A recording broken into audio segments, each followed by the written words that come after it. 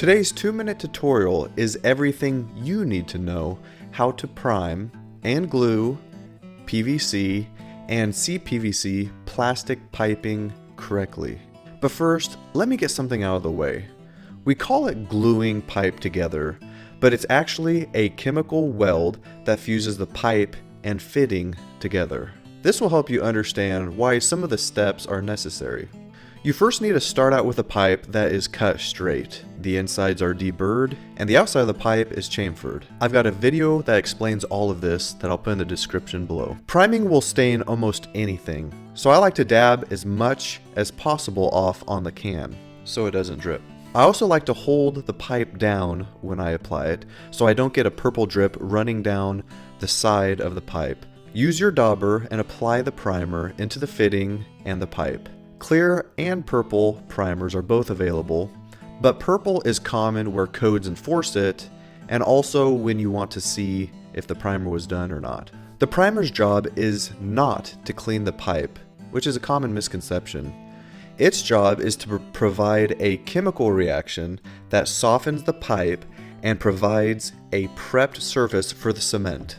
When buying glue or cement, make sure that the product you buy can be applied to the piping you're using. I buy the yellow can because it can be used down to 0 degrees, but the regular stuff is just as good and a little bit cheaper.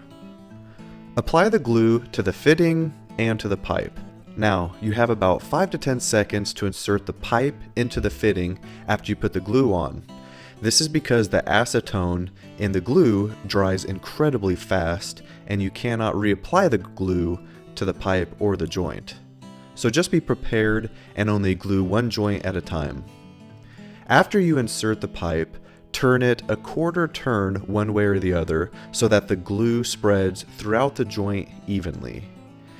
If you can't turn it, just apply a little bit more glue to the fitting and allow for a longer cure time, and it should be fine.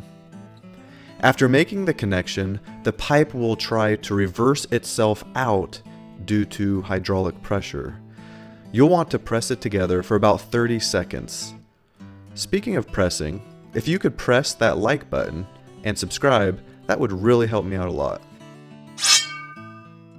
Now you have to wait for it to cure before you could pressurize the water again. I think I have some more videos in my 2-minute tutorial playlist that I think you'll like.